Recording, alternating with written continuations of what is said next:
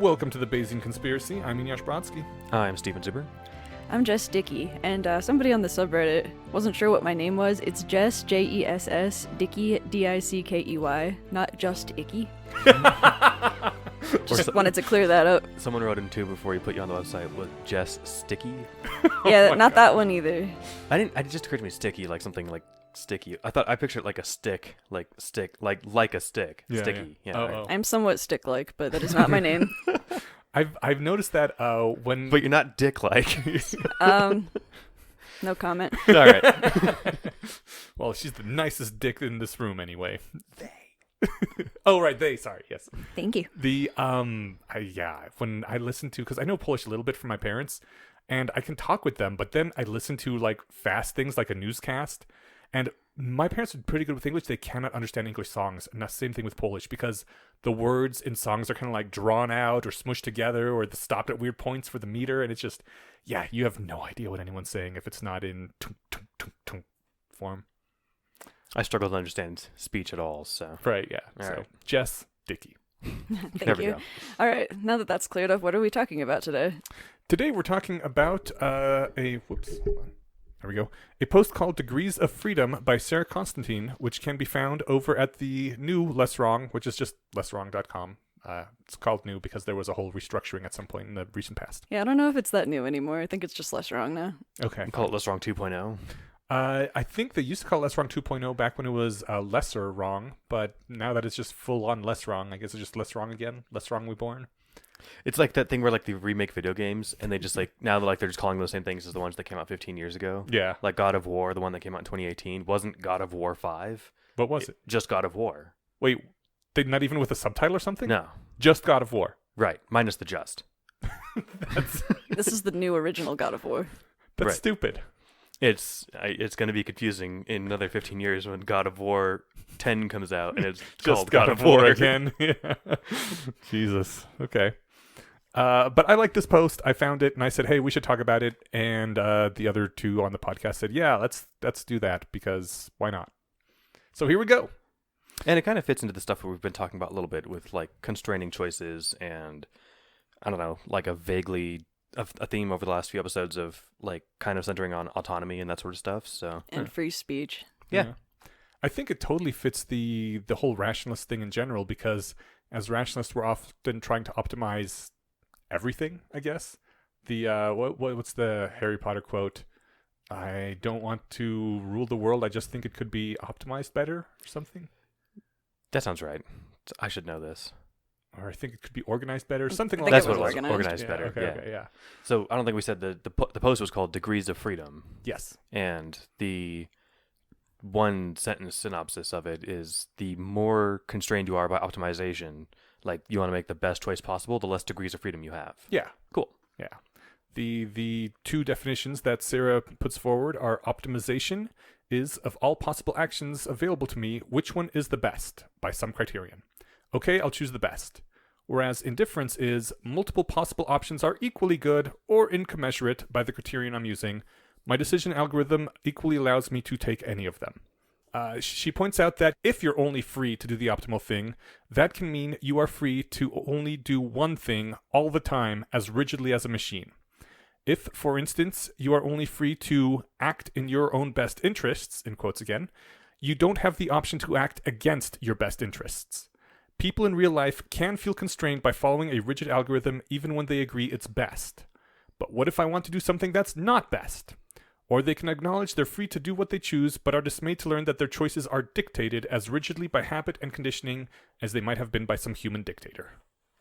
So just like the naive question from the top is like I can imagine decisions that I make that I'm A, not putting into like a decision hierarchy that I'm ranking, but B, like I'm fully aware are suboptimal, and it's not that I'm indifferent, it's that like I'm kind of just doing the easiest thing. So I guess That's kind of indifference, right? yeah, but That maybe depends on the way you're defining indifferent. and by how you're defining optimal, because the fact that it's the easiest, if that's like really high in my preference order, then yeah, it's optimal for that. Do you feel bad about doing those things, though? Sometimes. Okay. Yeah. Like, lately, I have not been, actually, this entire year, I haven't really been writing. I've been kind of slacking on a bunch of things I used to do a lot of, and instead just drowning in video games. And I always feel like I am wasting my life. I am going to die, have nothing done, and I'm doing this instead, and man, I suck, but I do it anyway. And so I'm clearly not indifferent about these things. I feel bad that I'm not doing the most optimal thing for my life. Yeah, so I guess brushing past all of like the depth of that, the surface thing is like we seem to be making choices that don't fit into either of those two categories, right? Yeah, this article presupposes that there's a coherent you, and the way brains work is more like Crystal Society, where you've made up of these different parts that have different preferences, and they're all putting in bids. So you have parts of you that want to play video games, and then parts of you that want to write, and they're in conflict, and the parts that want to play video games are winning currently. Yeah, it's true. But those parts suck. They are unoptimal. You get into the same thing when you get a society, too, when you have people with different preferences. So it's hard to steer towards one optimal decision when you've got people with different preferences, or parts with different preferences. Yeah. I used to, not to belabor on the point, but like I used to feel bad about playing video games a lot. And I'm not sure if like just the rest of me stopped caring or like I started enjoying video games more. But and I don't spend a bunch of hours a week, and I sometimes go weeks without playing a game at all. But I guess I've somehow at some point gave myself permission to like stop feeling bad about doing things that make me happy.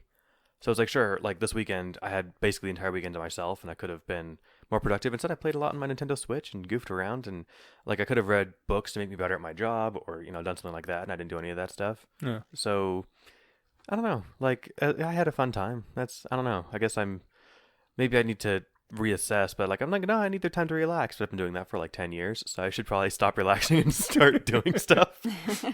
But anyway, have either of you read Scott's parable about the optimizing earring thing? Optimizing what? Earring?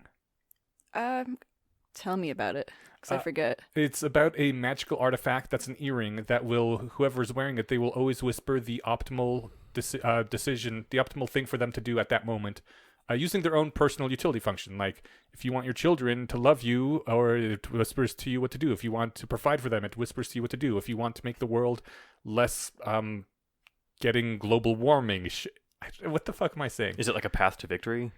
Basically, it's whatever. I'm thinking Contessa too. Yeah. Basically, it's whatever is the most optimal action for you to do right then, using your own utility function. It always tells you what it is. And that's a character from Worm whose superpower is the ability to see the path to victory. Oh, nice. Okay. And it's as overpowered as it sounds. Yeah, that sounds ridiculous. Yeah. But in the parable, the people who find this ring are always live very happy lives. They end their lives just surrounded by friends and family that love them. They are pillars of their community. They have all the resources that they want, and which usually isn't that much because they're not like, money-seeking people. They just want a happy life, right? And then afterwards, whenever an autopsy is done on them, they find that their brain has shriveled to be almost nothing because they just simply don't have to think anymore. They offloaded all their cognition to listening to the earring. Yeah. Because there's only ever one best choice, and when you always do the best choice, you get the best outcome. But, I mean, in our cases, we still got to think and decide what the best choices are. But if you had something else, like a super intelligent AI telling you, what would be the point of you thinking anymore? It's hard to find one. Yeah, and I still am wanting to push back against the idea that there is one coherent one coherent preference or one, readily identifiable best option. Yeah. I think that humans don't work that way. And it's probably good that we don't. I think humans are definitely much better modeled as societies, like you said. Mm-hmm. Should we go on with the rest of the post? Let's go on. Does someone else want to read the next one? Sure. Freedom as indifference, I think, is lurking behind our intuitions about things like rights or ownership. When we say we have a right to free speech, even a right bounded with certain limits, as it of course always is in practice, we mean that within those limits you may speak however you want. Your rights define a space within which you may behave arbitrarily, not optimally. A right, if it's not to be vacuous, must mean the right to behave badly in some way or another. To own a piece of property means that, within whatever limits the concept of ownership sets, you may make use of it in any way you like, even in suboptimal ways. And then this is still on the subject of property, so to own something just is to be able to hang on to it, even when it's economically inefficient to do so. As Weil says, is that Weil? I don't know. Property is monopoly. The owner of a piece of land can sit on it, making no improvements while holding out for a high price. The owner of intellectual property can sit on it without using it. For better or worse, rights and ownership define spaces in which you can destroy value. You only truly own what you have a right to wreck. Which I think is a damn good point. I think that's kind of fun, yeah. Like if I shared my car with somebody, I'd have to be more responsible in taking good care of it. Mm. And yet, since it's just mine and it's got scratches and whatever, it's like I don't really care.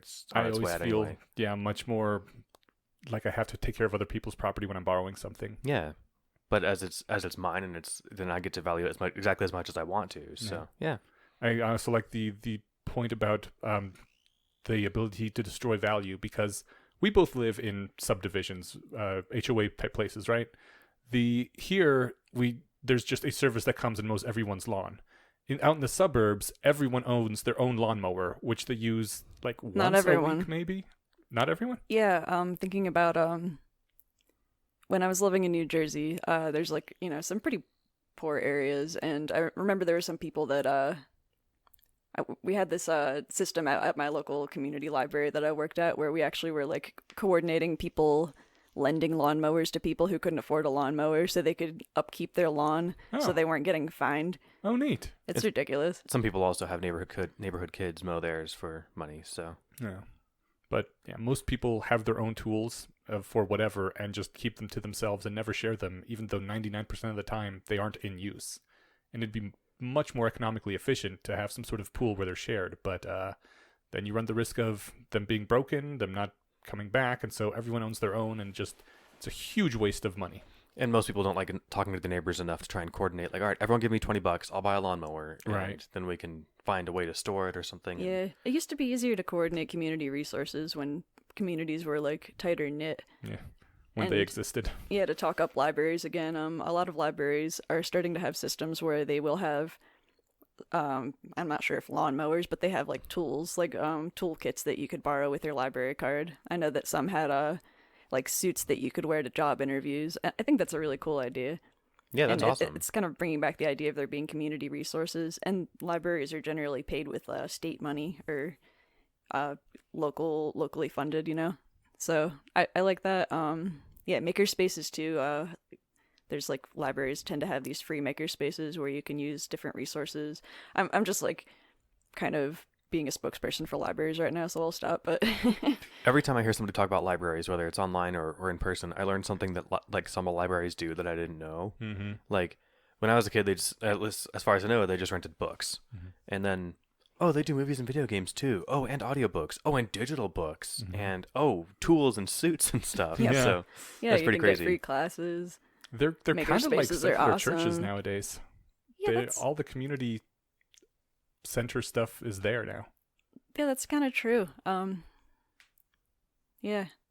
I actually really like wish that libraries would kind of take over that space. I mean, like they are kind of starting to, but like, yeah. Anyway. Real quick question, you guys: do you both think that owners of property, both physical and intellectual, should be able to monopolize it and exclude other people from using their property? Are you asking whether I'm a communist? Sort of. I'm gonna sneak in a gotcha here. I think my answer to that is sort of. I don't know. My answer to that is man. I don't know. Okay. That's hard. What do you think, Steven? I mean, intellectual property, I think, is harder to define and then harder to like constrain. Like, is it my idea? Or like, I remember there was a thing with like Apple trying to patent the tablet. Oh God. Because they had the idea of a big touchscreen computer. Apparently, they said it was theirs. Yeah. And I think you told me this. They're like, no, check it out. On Space Odyssey 2001, there's one on the table here. So this was already public property before you guys got your hands on it. Yeah. So, like, or another like. I think Sony and Apple do this kind of stuff all the time. They wanted to patent like the home button on the bottom center of the screen, like weird stuff like that. The rounded corners were a patent. Yes, on phones. And so like that seems weird, and a lot of that seems just to be kind of like to litigate your competitors out of the market. Mm-hmm. But like if it's a thing I have, like that makes it a lot easier. I think it's my stuff. I can do whatever the fuck I want with it. That's my it is intuition. It's weird that our intuitions are so different for physical things versus IP. I mean, like. Everybody I know pirates stuff, and nobody some people feel kind of bad about it, and then, like most people just don't. But like, can you imagine if we lived in a world where everybody just stole stuff from the convenience store all the time? I think it's the pirating. I'm not very in on the community, but I'll occasionally see like the comment sections of torrents. People are like complaining to the uploader, like, why is the audio on this so bad? And it's like, because it came out in theaters 2 days ago, you entitled piece of shit. You're trying to steal it. Like, yes, I'm here too, but I'm not complaining about it, and I already paid to watch it. So, anyway, so what's the gotcha? Oh, I was just going to ask, when's the last time you saw a piece of media that you shouldn't have? Oh, sure. Yeah. Never, because I'm a good, exactly copyright-fearing American. Yeah. But I recently watched what's the new Star Trek called? Although you did try Orville. You did try to loan me a DVD, and I had to turn that down because I knew that was prohibited by the agreement that you made with the company when you purchased it. No, that is mine now, and I can loan it to whoever I want. But yeah, no, I watched an episode of The Orville just last night on someone's Plex server. So yeah, because where is it? Like CBS or something? Who has cable anymore? Who owns a DVD player? I have an Xbox. I have an Xbox One. I don't think it plays DVDs. Yeah, it does. Oh, it does. Well, today I learned I don't play Blu-rays. So yeah, anything can play Blu-ray can play a DVD player, I believe. Okay. Well, in any case, like I only know one adult with an expansive physical collection of movies. Yeah. And like I mean, it is like, I know this is like totally an aside from the post, and I totally get like the people who make those things should get paid to like make them. Right. If I could have paid to watch Game of Thrones and not paid for a 2-year locked-in contract with HBO, I totally would have, right? Yeah. What I would like, I think that what could work is except for season 8. I would have paid to finish the show. That's true. I would have paid and been angry. Completion money. Yeah. But you'd be less angry if you paid $2 an episode or $5 an episode even than you would be if you paid $60 or whatever, $40 a month for HBO just to watch it, right? Yeah. Because And then you still have to watch ads, right? I'm not sure. No, not on HBO. No? Okay. Well, I mean, that's great. Like, but I guess just to me, it's like, I don't want the whole thing. Just, I want the little part that I want. And if I could get that, I'd be way more inclined to pay for it. So I think that's actually where things are going. Yeah. I think Apple's... I mean, that's kind of what Spotify did. They took piracy and made it, so easy and convenient that all you have to do is listen to some ads every now and then, that now everyone uses Spotify instead. Yeah. And the premium service is like super affordable and Yeah. like way more convenient than pirating and making your own playlists. Absolutely. With, the one downside being that artists generally can't afford to eat anymore. Yeah, don't love that. Yeah. Shall we go on? Yeah, this is kind of what we're talking about, but an intuition behind the fact that society is shaped by people's desire for more discretion in decision making. The previous stuff was. Yeah. So some discretion is necessary to ensure good outcomes. A wise human decision maker can always make the right decisions in hard cases where a mechanical checklist fails. And they use the examples of like job hiring or admissions to college, that sort of stuff. So there's still humans involved there. However, what we observe in the world is more discretion than would be necessary. We have discretion that enables corruption and special privileges in cases that pretty much nobody would claim to be ideal. Rich parents buying their not-so-competent children Ivy League admissions, favored corporations voting themselves government subsidies. Decision-makers want the freedom to make illegible choices, or to put it more unfavorably, they want to destroy value. So, it is weird that, like, a law that, like, showed that required, like, transparency in politician funding would be seen like as a constraint on someone's freedom. Mm-hmm. But that's kind of what they're getting at here. Mm-hmm. And like transparency is like violating their right to make bad decisions or make super biased ones in ways that like we as the people that they're representing don't know about. The more you're constrained by optimization processes, the less freedom you have. And, once things are very transparent and these processes are in place, then you've lost that freedom that you used to have. Yeah, this also comes back to now these are cases where people are making decisions that affect others. So you're as part of a community or society or country. Obviously, it seems like we should be free to make decisions that affect only ourselves, but when they're talking about decision makers, I can think of cases where I do and don't want people to have that ability to destroy value. So, like, there's an example of... say like a military general making decisions that maybe destroy value and that like people would object to, but like because this person has this level of expertise and knows what's going on in a world, that might be the right choice. even though it's the unpopular choice. Maybe making it a military general makes me like more inclined to be disfavorable towards it. So maybe instead of that, let's do the example of the banned things store. Yeah. Like a lawmaker saying, yes, we should have these banned things stores.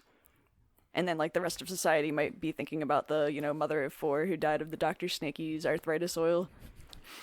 I think like another way, because like politicians, everyone hates, or everyone, like it's a very politicized topic. So like parents are other like decision makers, right? So you want your parents' decisions to be based on like their best judgment. Hopefully that's like well informed. You don't want it to be based off of like somebody lying to them, or like Nestle's weird practice of like giving people formula and then getting them hooked on it because they're not producing breast milk, right? So or a parent making a decision to like not vaccinate their kids because some celebrity told them not to. Yeah, in general, I think you want parents to have the freedom to raise their children how they want, because they are most likely to have the local knowledge as to how a child can be successfully raised in this environment and given the temperament of the child. Like, usually you want that to be parents' decisions, and there's just a few rare cases like the vaccine thing when you're like, no, you really, we can't let you have this decision at this point.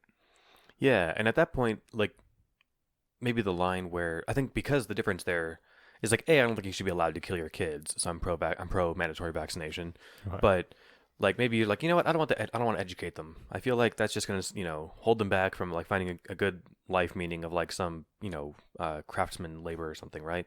Yeah. So society has decided like, no, you have to educate your kids. If you don't want to send them to public school, fine, but you have to like do at least something.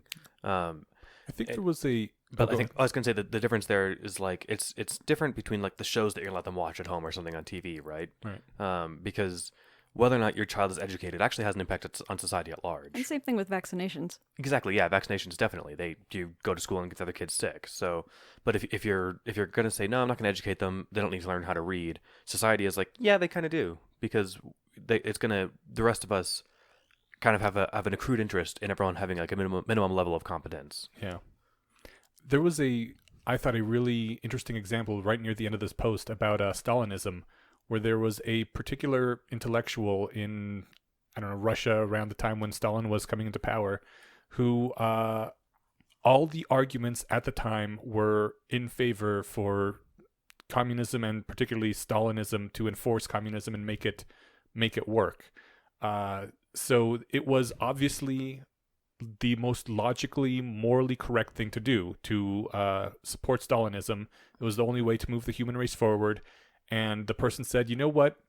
Even though it's obviously the correct and most optimal way to run a society, I just don't want to. And so they had that I think that would be a case where the freedom to not choose the most optimal path is sometimes important. And, it turns out nowadays we know that was not the most optimal path at all. But at the time, that was not nearly so clear at all. And so the ability to be free to destroy that value, I guess, was important too. Well, it sounds like this person was a dissenter. Yeah, I think they were. Yeah, so like that's another case of people having different preferences that come into conflict. Yeah, I think it's... But he was also convinced that that was the optimal thing to do, the way to reorganize society. Why? What was his motivation then for saying, no, I don't want to? Because he wanted there to be some mercy and kindness in the world, despite the fact that it was non-optimal. I think that's one of those things where like that's a like non-explicit value, although it was more explicit in their preferences than it was in other people's, because like the reason that you don't like tyrants is because you want a decision like, what if the tyrant is wrong? And it turns out that like having the flexibility there is worth having some shakeabouts in like a democratic system, right? Because at least then there's, in theory, the chance that like we can at least get back on course, rather than just trusting somebody to keep us on course all the time, that we can help kind of steer. And yes, that means that we'll occasionally hit stuff, but at the very least it means that everyone has a hand on the wheel, right? Yeah, this is... sorry, were you you finished? Yeah, go ahead. It's actually making me think more of kind of the sacred cows. What is the thing that I'm thinking of? Taboo trade-offs? Yeah, like unthinkable thoughts. where people might oh boy, there was an example I had. I was thinking of somebody who can't accept that there's no such thing as heaven. Like I refuse to accept, even though like there's no evidence. But I just, because it makes me feel better, and that thinking about a world in which people just die forever makes me feel bad. And that's going to prevent that person from being able to consider things like cryopreservation or having, you know, their brain uploaded. So that, yeah, I guess there are cases where people's emotions could also like supersede their ability to choose an optimal. I don't know. Somebody else talk. I think we all agree with you that not dying is the most optimal thing. But I'm just trying to think of what would motivate them to choose something non-optimal. That's one example I can think of, just like you get like a flinch reaction when you're querying your emotions about something. And then what was the thing you were saying, Stephen? It sounded more like you were just saying that, like, basically this person's kind of weighing their values, and in this case, this person more strongly valued kindness in the world than whatever the optimal state was going to provide for people. Yeah, or they just expected that having some autonomy could keep them, like, and I'm not sure who this person was or what was going on there, but I could imagine, like, you know, voting against, you know, who I thought, like, might be, you know, really well qualified or something, but like, no, let's go ahead and keep, you know, a way where we can all keep weighing in at some point or something, right? Just, and I'm not necessarily advocating that democracy is the best way to do stuff, but I can see the argument just that not handing off all the responsibility and all the power to something like lets you, I don't know, it maybe the government example, although I do like how this post jumped back and forth between like individuals and government, and they even mentioned Plato a couple times, because that was, you know, when we brought up early on that like there's a good analogy between how humans run and how societies run. Like, you know, personally, it's just nice, you know, again, this weekend I played a lot of video games and watched TV. Like, it's up to, if there was still somebody in my life calling the shots and saying you can't do that, I might be like pissed, even if I knew that they were right. Kind of like doing your homework or going to school. And it's like, I know I probably should, even though when you're a high schooler it's hard to see the value in it or something. But I don't know, at some point I think lose like the when you gain the autonomy to like make your own decisions and decide how you're going to spend your time, giving that up like takes away something that you really, really value, which is the decision or the ability to make decisions that someone else and you would agree is not like the best way to spend your time. But it's like, you know, I feel like doing that right now. I'm not sure how this ties into, I guess I can see it, but it sorry, I'm hedging on this because like optimizing things and optimizing your decisions is great, right? But I don't know. I guess I don't feel constrained to do the best thing that I want to do all the time anyway. You know, like if I want to take, well, because that's my preferences shift all the time, right? And so maybe that's why you like autonomy, because you know what your preferences are and someone else doesn't. Like if you want to take the long way home from work once because you want 10 more minutes to relax, or you know there's a prettier park to drive by over here. Well, you're spending more time on the road. You're putting more CO2 out there. You're not home faster, so you can get home. You can just get started on the things you need to do at home right away. Like if someone else is making the decisions for you, you're much less free. Yeah, to do your thing. That was kind of, I think, what Sarah was saying about kind of losing degrees of freedom by like being, you know, forced to choose an optimal outcome.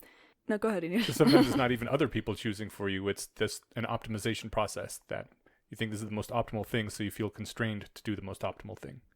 Yeah, I'm thinking about a discussion that some of my friends were having recently about feeling like I need to save the world and you know, have a high-paying job so I can donate to effective altruist groups, and then someone else saying, but like, is that better than living a hedonistic life where you're just making yourself happy? And then like, how do you define better? There was this whole discussion that I'm still very confused about now. That 4,000-year-old conversation about what is the good life. Yes. And you guys didn't settle that over lunch? Oh man. Not yet. Actually, we touched on the next quote already, or the next bullet point we had here, which was that this is true at an individual psychological level too, of course. We want to be free to waste time and resist pressure to account for literally everything we do. Right. And I'm glad that I articulated my thing before I read basically what she said much more succinctly, because I was making kind of the same point. Yeah, that. They put it well. Going on. Illegibility partisans say that the weakly enforced rules are the only way to incorporate valuable information. Precisely that information which enforcers do not feel they can make explicit, either because it's controversial or because it's too complex to verbalize.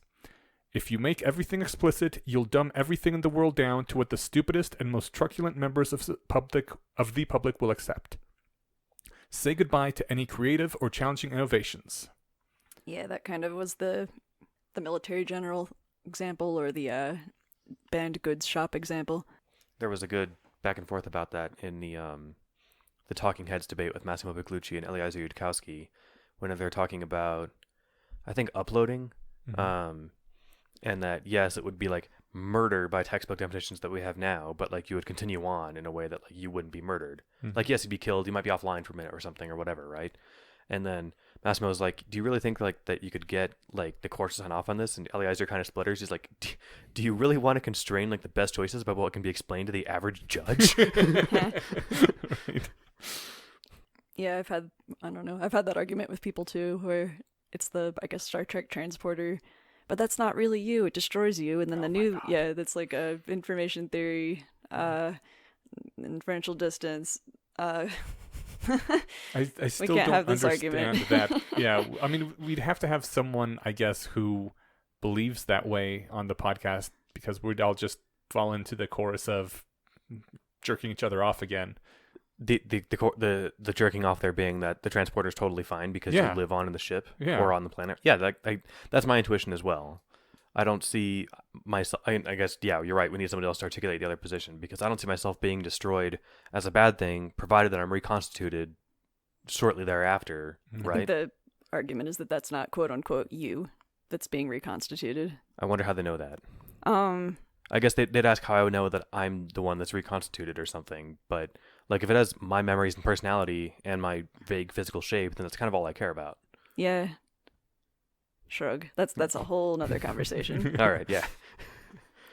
So, being predictable is, in Venkat's writing, usually a bad thing, because it means you can be exploited by adversaries. Free people are inscrutable. In other contexts, such as parenting, which we already talked about a bit, being predictable is a good thing, because you want your kids to have an easier time learning how to work the house rules.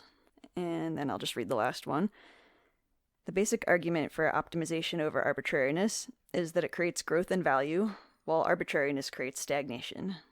The argument for arbitrariness is, I'm going to defend my right to be wrong, because I don't trust the world to understand me when I have a counterintuitive or hard to express or controversial reason for my choice.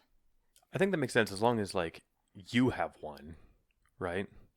And like in theory, you should be able to explain it to somebody. You know, again, it might take a while. There might be a huge inferential gap to cross there. Like if we're arguing uploading to Muggles, then like we'd have to, you know, go through a lot to explain why that's probably a good thing. And in real life, you usually don't have the time, or like that person's not going to sit there and willingly listen to the whole explanation.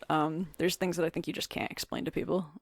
But I think that's basically just another argument of you should be free to make the most optimal choice. It's just that you can't always explain the most optimal choice. I think that's what this is saying, yeah. But I think sometimes you can just be indifferent among a bunch of choices, and you shouldn't have to go with the one that's most optimal.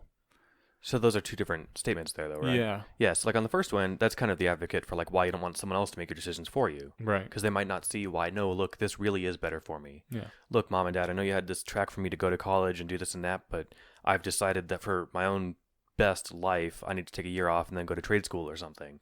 And if they're like, no, we had this Ivy League track for you or something, and it's like, at the end of the day, maybe that's too specific of an example, but it's easy to imagine circumstances where, like, you as the person who knows more facts about what's going on in your head than they do, probably, are in a better position to make that call. Well, like, as a child, you're probably not. Like an 11-year-old who says, I'd rather have, you know, ice cream and pizza for dinner and not go to school, they're probably not the best ones to make decisions for themselves. Sometimes I do things that are self-destructive, and I know in the moment that I'm doing them that they are self-destructive. Every time I get drunk. Should I not do that, though? Well, that's, you know, you've weighed your choices ahead of time, and I know it's the wrong one. well, wrong. I don't know. You're trading your short-term pleasure now for the Then yeah, that brings into question the system one, system two kind of ability to think short-term, think long-term, and we have that reptile brain that is going to generally overpower the system two a lot of the time. And it's like been there longer. And like, what accountability do you have to your future self? Mm. Like, you work out a few times a week. I try to, and like that's because I know that down the road, future me will appreciate it. And it's not just that. Current me also appreciates it, but not in the minute that I'm working out. Like, I'd rather be laying down and watching TV for the most part, right? Working out can be fun, but most of the time it's not. If it's super easy and relaxed, you're probably not working out hard enough. Yeah. But or like somebody who gives up smoking, for example, they're gonna have an annoying few days where they're like, oh man, I could really use a cigarette, but you know what? A year from now, I'll really be happy that I made this decision. So I'm gonna make it for future me, not for present me who's dying for a cigarette. There's that line. So are we coming down on the side of people should generally make the most optimal decision? Well, I think that it's, and the post is long and it covers a lot of content, but I guess it's not clear to me, like, because you're weighing in like your expressed goals of like, I want to make X amount of money, I want to buy this thing, whatever your goal is, and then how to get there. But all of your implicit assumptions, or your implicit goals, like I actually want to be happy, or like you don't want to you don't want to like schedule your day so you have enough time to get a good night's sleep tonight for its own sake. You want to do that because you'll feel better the next day. Mm-hmm. It's like that's your real goal. Mm-hmm. And so constraining it by like the decision tree that led you to like, nope, I'm going to go to bed at 10 o'clock. That is subject to revision when there's something else that you can do, like drink coffee or something, and better coffee 2.0 that, actually makes up for lack of sleep. So I think maybe there's something hard about like the question of like, what's your coherent extrapolated volition really aiming at here, right? Yeah. All the things that you actually want that maybe you haven't articulated to yourself yet. We don't know our own preferences a lot of the time. We have different parts that have different preferences that fight with each other. There's people that will kind of prefer to satisfy other people's preferences over their own, like a parent with their child or you with a loved one. It's a much more complicated topic than like which is better, indifference or optimization. Maybe I want the freedom to choose which mode I'm going to be in when I'm making a decision, right? Yeah. So like some days I want to do the indifferent thing, because some days I just don't care, and that, not to say that every possible outcome is equally distributed. Like, what do you want for dinner tonight? When I say I don't care, that doesn't mean like I'm okay with skipping dinner or eating, rocks. So like it's not that every possible outcome is the same value to me. It's that like every possible outcome in the space of things that I know you're like that we're vaguely talking about are the same. Like, do you want Mexican, Chinese, or burgers or something, right? Like the freedom of speech thing that she mentioned. Yeah. That within these bounds you have the right to say whatever you want, or within certain bounds you feel free to eat whatever. I think the within certain bounds part is what I was getting at there. Maybe optimization is more about like finding better bounds. Yeah, I like that actually. All right, I have a question for you too. Okay. So, can somebody have freedom if they have inaccurate information? Ooh, that's a really good question. Huh. Because that was something I was thinking about in regard to this. How do you even make an optimum? Like, I think humans never have perfect information about anything. Yeah. And then that kind of relates to the topic of letting authorities make decisions for you, whether that's parents over their children, governments over citizens, a religion over the adherence to that religion. Right. There's the complicated topic. Yeah. Can you make an optimal decision without all the information is the question? Well, no. You obviously can't make an optimal decision if your information's wrong, but do you have freedom? Yeah, right. I knew I was phrasing the question wrong because that one was easy to answer. I guess you could say you could make a most optimal decision. Yeah, that's like based on your current information, and that's still probably worth aiming for. That's probably what I would say, right? I think, and in fact, that's what anti-vax parents are doing, right? So they're making they're not vaccinating their kids because they hate them and they want them to get sick and die. They're doing it because they really think it's the best choice for them. Right. So like they have the freedom to make a bad decision based off of bad information, Sorry, can you repeat the question? Because the way you phrased it was hard, and I'm rephrasing easier questions in my head on accident. Yeah, basically I was just saying, to what extent can we say people have freedom if they don't have access to perfect information? And I guess, like, we kind of answered that. Nobody has access to perfect information, and you have to just make the most optimal choice within the bounds. And I guess, then thinking about that, I agree with what Inuyasha was saying about it seems like a goal should be making better bounds. And you can do that by learning more, if you can, about the question you're trying to answer and the problem you're trying to solve. See, it's different because I feel like you should have the right to make the wrong decision if given that you have all the information. But if you don't even have correct information, in what sense are you free? Yeah. And I'm still struggling with the idea that, like, anyone ever makes the wrong decision, quote unquote. I think everybody chooses, kind of what Stephen was saying, what they think is the most optimal choice based on the information they have. I think, like, very few people are going to be like, I know that this is good, but I'm going to do this other thing that is bad.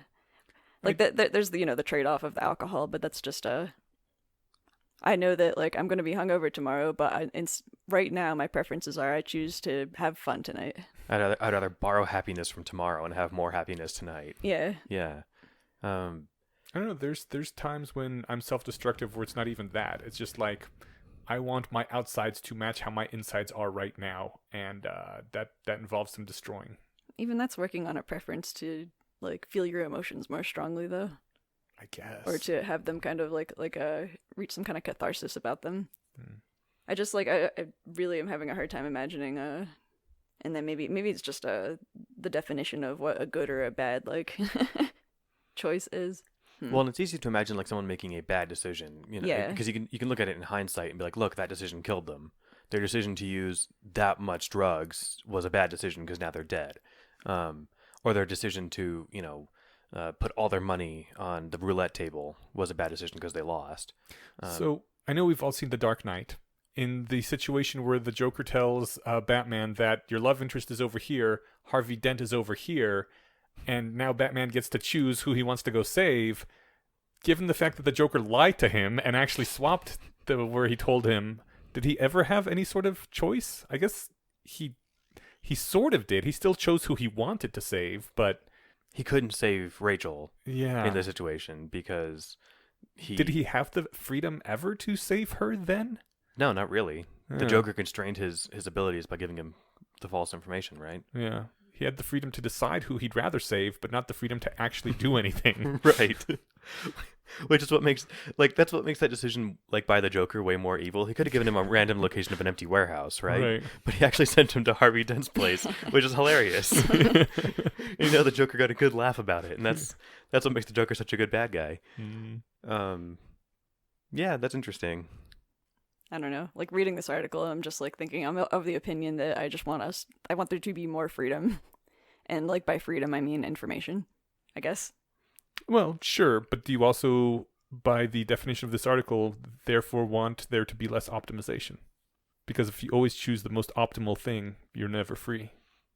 I was going to say phrasing it in the sense of always choosing one or the other, I think, is the trap that the essay is trying to make us fall into, but there's no reason to go into. Yeah. It's like you're only free to make the optimal decision if you have all the right information.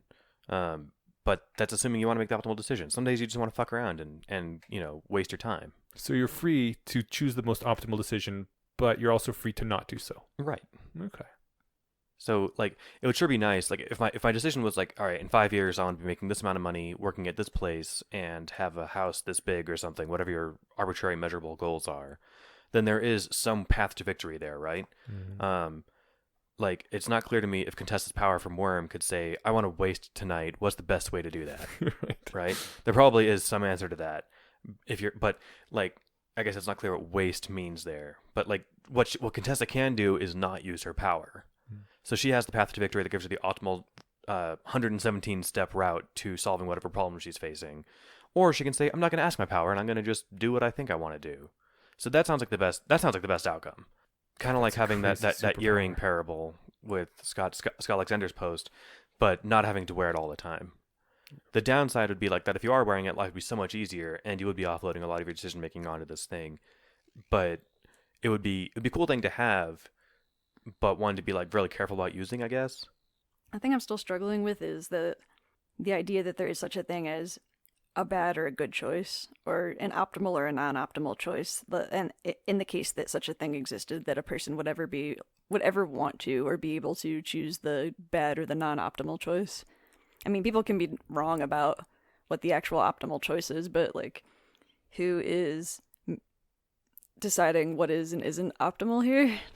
Like, you can look at your brother and like be like, okay, like, I'm a rationalist and my brother's not, and I can see that he's doing this thing, and I could tell him like, hey, obviously the optimal thing to do would be this, but then your brother could say, well, I'm a hedonist and I don't actually care about advancing my career or this or that. I just want to have a party with my friends every night, and that actually is his preference. Are we talking about what someone's preference is, what is actually making them happy?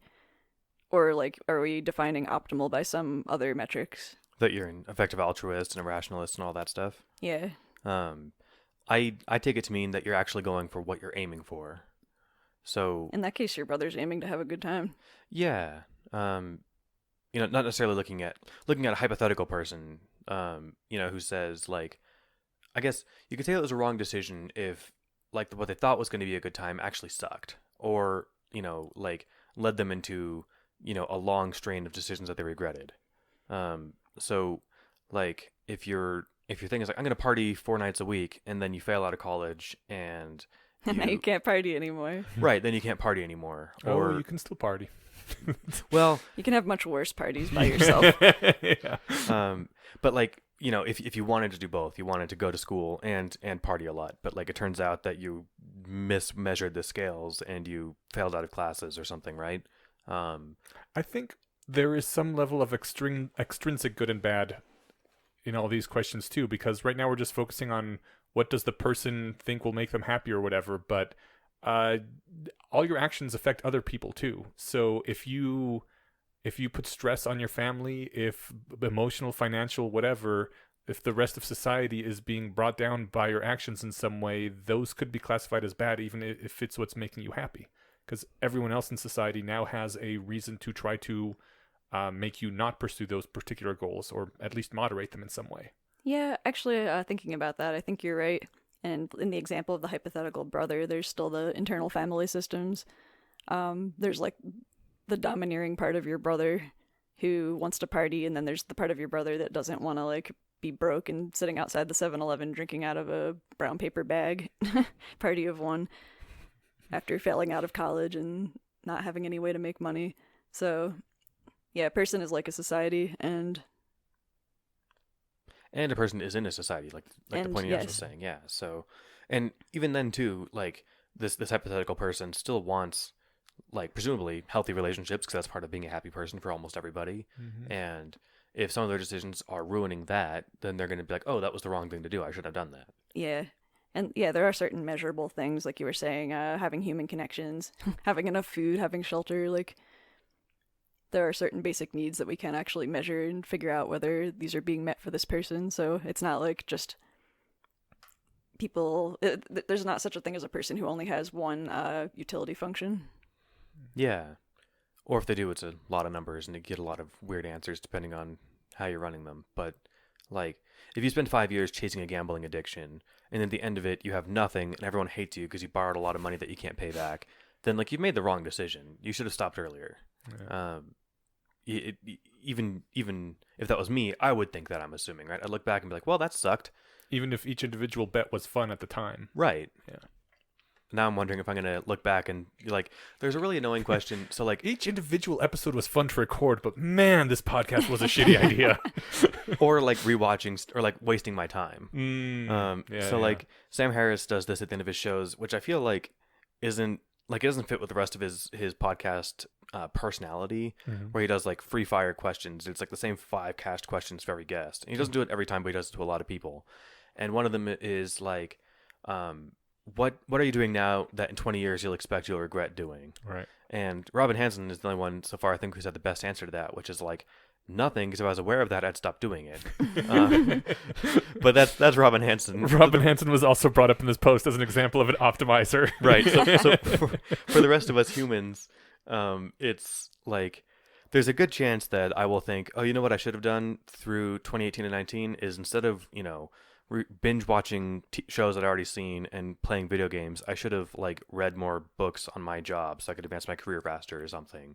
I found and yet, a way. I'm not sure if that'll hold me back enough to like make me regret doing that because I'm having fun. Yeah. I found a way to feel less guilty about watching TV. Like, generally what I do when I'm working out is, like, watch a comedy show or something, right? But I can't really watch them much because most of the time I'm not facing the screen, which is why they're comedy shows. And that means I'm falling behind on things like Umbrella Academy and all this other shit. I picked up a guitar, and now I'm just kind of, like, practicing my fingering while I watch things. And so now I feel like, hey, I'm doing something at the same time that I'm wasting time enjoying myself. So, I figure you spend 20 minutes a day practicing fingering. It's not much, but over the course of 10 years, you might be able to play a song or two. And the other way to do that is buy a Nintendo Switch so you can play video games and watch TV at the same time. Yeah. How do you enjoy either one when you're doing both? So at least fingering is pretty mindless. I used to like play video games and listen to podcasts as long as it's not like a story-heavy video game or one that takes a lot of your like forebrain to solve like a puzzle. Twitch one. Yeah. So if I'm playing a game like God of War, which is actually really story heavy, and there's too much going on to like try and do something else. Mm-hmm. Those ones are like more intrinsically fun than just like kind of like or like Sudoku or Tetris or something, right? Where it's like I'm engaging my brain a little bit, so I can play Sudoku and do anything else. But the game that I'm thinking of that I got on the Switch, it's like a turn. You got to press A every time you want to continue the game. So like there's like dialogue that you can, like most games, I guess. But it's called Hand of Fate. You can Google it if you're curious what I'm talking about. But is that the card one? Yeah. Okay. But the short version is that it's really easy to play this game in a way that I can constantly look away from the screen. Cool. So that's how I can watch TV at the same time. But we should move on. Yes. And I think this makes a wonderful segue to something I've been meaning to bring up for a long time. Let's do a little intermediary section between now and the Less Wrong posts. Ooh. World of Warcraft Classic is coming out August 27th, and I am so fucking stoked, guys. Woo! Oh my god. Oh, because I played this game a lot when I was fresh out of college, and good lord, it's just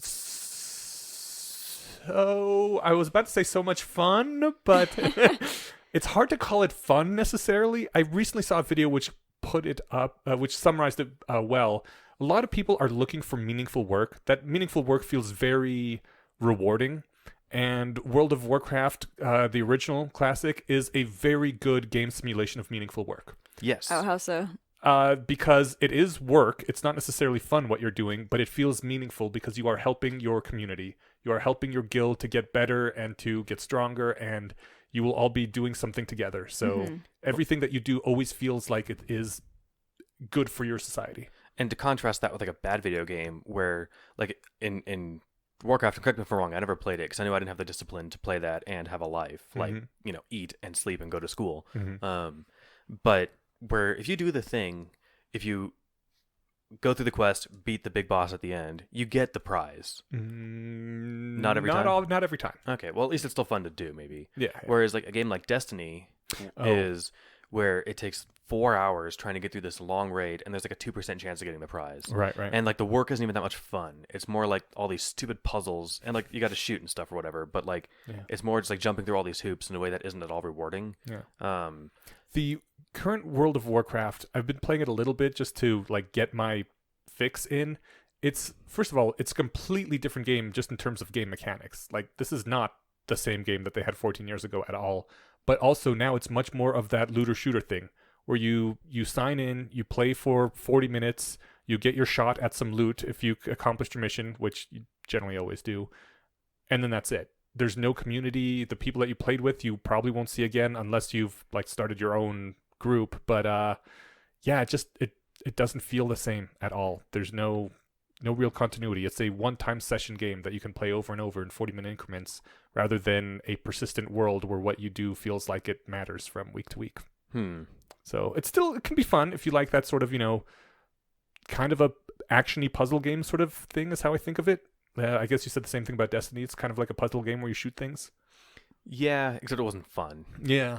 Like that game had so much hype behind it, and Okay. they had Peter Dinklage back at like the prime of Game of Thrones do the voice for the little robot. Oh, neat. And they're like, we're gonna keep adding stuff to this game for 10 years, and it's gonna it's gonna be coming to you guys for free, and we're gonna just keep making this game bigger and better. Yeah. They ended up charging like $30 to $60 for every expansion, and then like dropped it after 2 years. And they even like ended up replacing Peter Dinklage as the voice actor because they just didn't want to keep paying him. Oh, So they had someone else do it. okay. It was like that whole game was a great, to me, like lesson in how like to do something the wrong way. Yeah, my coworkers were super addicted to that game, though. I mean, regardless of all the dropped balls and missed opportunities and broken promises. They do a good job of making addictive games. Yeah, I think it was just that we were working together in an office all day long, and then these guys would go home, like have dinner, and then they'd all log into Destiny and play together. So it was still the community aspect of the game that was getting them to come back to it. Yeah, I did that when I was delivering pizzas. The guys that I played with, we played Call of Duty. And that's like, it's a lot of the same, it's the exact same kind of game, you know, first person shooter. And the zombies missions are a lot more like playing Destiny raids, where it's like, except you don't win at zombies, you just get further. Okay. But like all the fun of that is playing with a team that's good and wants to cooperate. Do you feel like when you successfully meet your goals, you're making the entire team better? Not in either of those games. Okay. Except like, because in Call of Duty, you're not progressing at all. There's not like experience levels that you're gaining playing the zombies missions. Yeah. And in Destiny, you're typically only strong enough. And I'm talking about the first one. I never played the second because I decided I was never going to give them my money again. Or I'd never reserve a game again, like pre-order. Yeah. So although I did pre-order Breath of the Wild, but I was I knew that one was going to deliver, and it did. Okay. So good. Yeah.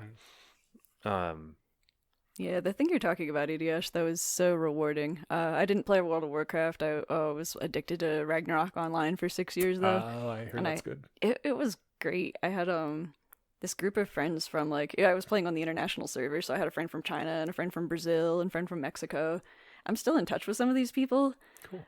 Two of the people that like 6 years ago were dating online. There was a girl from Florida and a guy from Mexico are now married. Nice. I went and visited them in Florida. Aww. That was kind of my substitute for having real life social interactions, because I used to be too socially anxious to talk to people. And I think a lot of people are that way too. So I don't know, I have mixed feelings about MMOs that do community stuff really well like that. I think they are really great for people that don't have that ability in real life, who are socially anxious, who are maybe live in the middle of farmland and don't have access to people. And then there's also the dangerous addictive quality. Yeah. The addictive quality is something to be worried about, but even if you have access to people, if you live in a big city, it's sometimes playing a game is more fun than doing real life. And you can meet people that your friends in real life don't have interests in. That's why a lot of the Less Wrong community is online, right? Well, there's definitely a benefit to doing it in person too, but to the extent that you can't, or it's inconvenient because you live all over the state or something, or all over the country or world, then it's nice to just all right, you know what, Friday and Saturday night we're gonna get online and chat, or kill some monsters. Yeah, it's a fake world, but it's real relationships. Yeah, that shouldn't be the tagline for a game. Perfect. Isn't that Second Life? Yeah. I guess the thing that's dangerous about them is the substituting fake work for real work, or vice versa. Where you're leveling up and you achieve quests and you have these metrics for everything that you can see and measure, and you get the little slot machine dopamine release of reward when you level up, and there's fanfare. Well, real life doesn't have that, and it's much duller and harder. It takes longer. And that's how games are rewarding, is you good games are, and that's what I was trying to get out with. I got some of the specifics wrong, but with World of Warcraft, you kind of get out what you put in. And maybe if you hit a level cap or whatever, then you're just in it to see if you can get the last little thing. No, MMOs are pretty famous for rewarding time played more than anything else. Yeah, grinding ability. Yep. And every time you kill this thing, you're going to get X amount of experience. And if you're trying to get experience, you're going to get that doing it. So, whereas in real life, it's always a crapshoot. So, So, speaking of all that, I am creating a guild on a PvE server alliance in North America. So if anybody wants to join, I'll put a link to the Discord that I have created. I'm assuming there won't be too many people. I certainly hope there aren't 100 people in the guild, because that's 50 more people than we need. Yeah. But if you're interested in playing, come on in. Obviously, we'll start with more than the required 45 because I expect a decent amount of people will drop out during the leveling process before they hit max. Do I need PC to play this game? I believe there's Mac versions. I'm wondering if I want to do this. I'm sucking you in. You kind Our of raid are. times are going to be Sunday and Monday nights once we get up to raid, which will be a few months. Okay. I'll give it some thought. Okay. Yeah, Alright. I'm considering it. Cool. I don't actually regret the 6 years that I was addicted to MMOs, but that was because I used them to teach myself how to do real life social interactions and like stuff with economics and just like overcoming anhedonia. I don't know. There's useful stuff about games. Yeah. I don't regret my time in World of Warcraft either, but I also eventually just stopped playing. I learned how to do all this stuff in real life, and now I can get a real job and make money with it or have friendships in the real world, and it feels better than doing it in a game used to. I've gone back and tried to play it again, and it's not as rewarding after I've experienced the real thing, quote unquote. That's what I'm kind of worried about, that World of Warcraft just won't be as much fun now that, like you said, the real thing exists. So maybe I won't even get up to 60 myself, but I'm at least going to give it a shot. Yeah, it's worth experimenting. And that's the thing too, is assuming you already have the hardware to play it, the game is $60, which is nothing to shake a stick at, but if you play it for 20 hours, which is probably a gross underestimate, that's $3 an hour for fun. That's way less than we're typically willing to pay for a good time. So that was the thing, we talked about that game that I was playing. It was $30. I bought it on a whim because I liked the first one a few years ago. I was like, even if I only play this for 10 hours, that's still a lot less dollar per hour of fun than, going to the movies or something. Absolutely. Which I'm planning on doing here at some point, probably today. So Cool. I think my usual threshold of movie is whatever, $6 an hour for fun. That's probably too much. Well, it depends. I don't know. Yeah. $6 an hour for an hour and a half movie? That'd be movies. I guess movies are a bit more expensive than that here. Well, I was also saying they're a bit longer too. So that's true. They have been creeping up. Yeah. Most of them are around 2 hours now. Yeah, I kind of wish they would make some shorter movies. Yeah. So I can actually watch them sometimes. Dude, watching Army of Darkness now is crazy. It's 74 minutes long. You're like, whoa, is this a TV episode I just watched? It's over already. Yeah. Especially with all the Netflix originals that are 55-minute episodes or something, and it's like a mini movie, or Game of Thrones is an hour. The last season was an hour and 20 minutes an episode. So where's it? I didn't think any of them were that long. So weren't they? In season 7, they had some that were that long. Well, some of them anyway were over an hour. Yeah, which is over the time allotment for a movie or for a TV show. Yes, and is encroaching on old movie time territory. So yeah. And then there's Avengers Endgame that was only 3 hours or 3 hours long, and it wasn't long enough. So. Right, it didn't feel 3 hours at all. No, it's crazy. Shall we move on to the less wrong posts? All right, let's do it. Let's do it. The less wrong posts. The first one that we are reading and talking about this week is Universal Fire. This is actually one that I read the essay out loud in one of the down periods when Eliezer was writing more chapters of Harry Potter and the Methods of Rationality. So I will post a link if you want to hear me reading the entire thing that exists. It just occurred to me there are also 2 other audiobook podcasts for the sequences. Yes, there are. That we haven't been linking to, and kind of That's just true. Google We mentioned them once or twice, but we never linked to them. Yeah. No, we linked to them once or twice, but we don't do it regularly. They're out there if people want to find them. They're both on iTunes, I think. So yes, if you don't want to read these, you can listen to all of them. Right.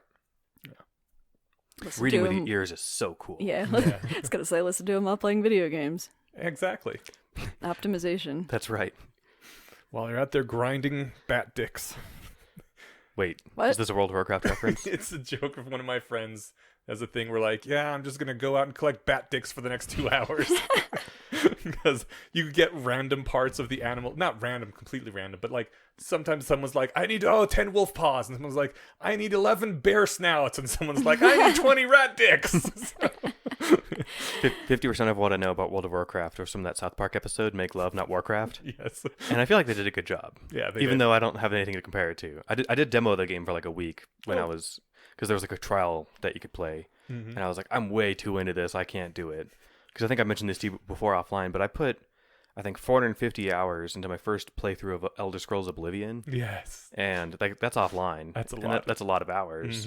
And if I was online, not just competing with myself and trying to make a great character, but also measuring dicks with everyone else out there, yeah. I would lose sleep. I would just stay up all night taking caffeine pills and drinking Soylents and just running. Yeah, I don't know. I'd run myself ragged playing this game. Yeah. So Not a good idea. not for me.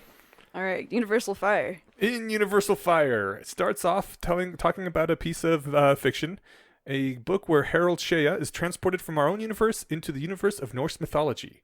This world is based on magic rather than technology, so naturally, when he tries to light a fire with a match brought from Earth, the match fails to strike. Bum bum bum. Eliezer has a problem with this. Eliezer says that Antoine Laurent de Lavoisier, I think? Yeah, pretty good. Okay. Discovered fire. His great innovation was to weigh all the pieces of the chemical puzzle both before and after the chemical reaction. So he discovered that all the parts, including the weight of the air after a fire, are equal to all the weight of all the parts before. He also knew how to separate gases and discovered that burning a candle diminished the amount of one kind of gas, which they called vital air, and produced another gas called fixed air. Today we would call them oxygen and carbon dioxide. When the vital air was exhausted, the fire went out. And he said that the thing that's really amazing about this is that way back in the day, when people didn't know how their bodies worked, like not on a real deep level, like you could look at your hand and flex your fingers and really have no idea why that worked. Like, I mean, you know the muscles are doing work and moving them, but why are your muscles contracting? How is any of this possible? Must be the soul inside you, right?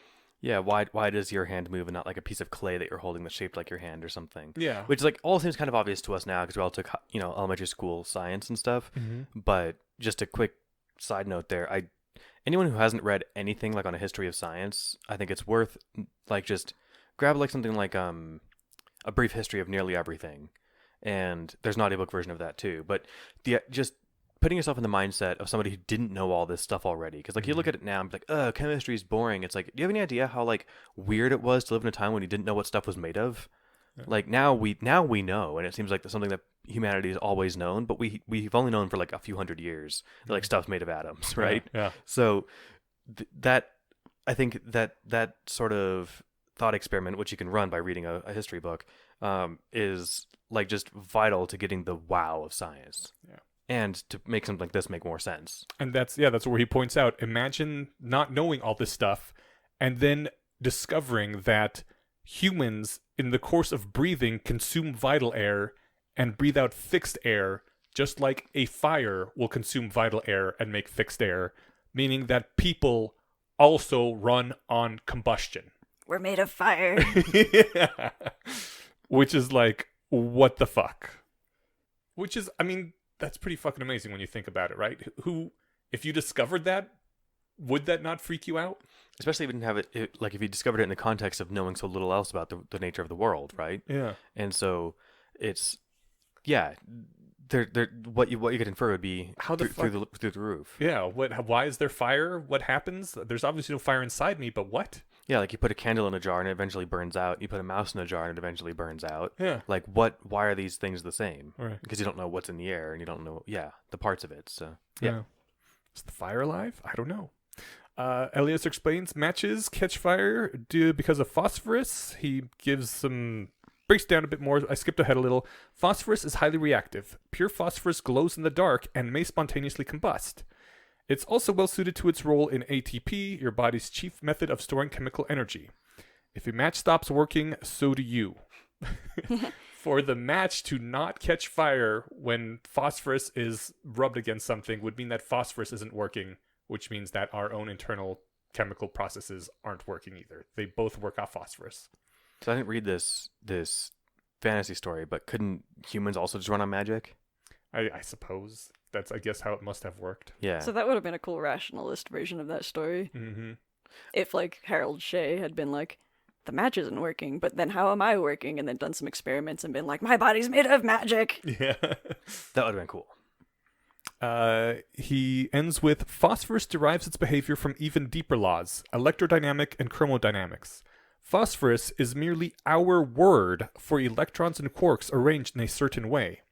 You cannot change the chemical properties of phosphorus without changing the laws governing electrons and quarks. So if you stepped into a world where matches fail to strike, you would cease to exist as organized matter. This reminds me of I feel like there's been a couple of stories like this too, but I remember as a kid I had this book of short like science fiction stories, and there was this one where there were these two kids that discovered a time machine. And the one kid was cautious and like, we shouldn't use the time machine. And the other kid was like, I was born in the wrong era. I need to live in Victorian times. And then like finally they wrestle over the time machine. The one kid uses the time machine and then she's just floating in space because she's gone back in time to Victorian times. But, you know, everything has been moving this entire time. Right. That's also my objection with ghosts. That unless like Maybe they're affected by gravity, though. so ghosts must be affected by gravity, I guess, which is weird because they're supposed to be substanceless. Okay. And like if you're killed like on the 40th floor of a high rise and they demolish it and make room for like a parking lot, are you just like floating up there, or do you like zip away from the earth when like, you know, the moment you die and like every year the earth swings back, but then of course the galaxy's rotating too, so like you just never really get back to where you were when you died. I did actually read this story about ghosts where a ghost like there's this girl who could go back and forth between the spirit world and the real world, and she kind of became a ghost when she was in the spirit world, and at one point she's in her dad's apartment in New York and turns into a ghost and just falls through the floor. I love when people actually think about stuff like that. Yeah, I think Dan Dennett, when he's talking about his, you know, mind stuff and all that in some of it, because the philosopher of mind, like how can Casper go through walls and catch a ball and play like catch with you? Right. So Maybe he gets to choose which parts of him are corporeal. that's how like a lot of the ghost movies handle it, right? Movies like Ghost with Patrick Swayze. Yes. Yeah. Although he doesn't choose to not fall through the floor, he just chooses to be able to push things over and stuff. Maybe he's just subconsciously choosing that all the time. Sure. Well, you'd think you could learn a lot. So like that'd be like the fun way to fuck with somebody who's just recently a ghost, right? Because like Right. they can't push things, but it's like you realize like you're doing it to the floor right now. It's like either they gain the ability to push stuff really easily, or they just start falling. You're right. Yeah, the character in that story actually was like, man, how do ghosts work? How come I could fall through the floors here? Why don't all the ghosts in the world just sink all the way like through the Earth's crust and just stuck in a big ball in the core of the Earth?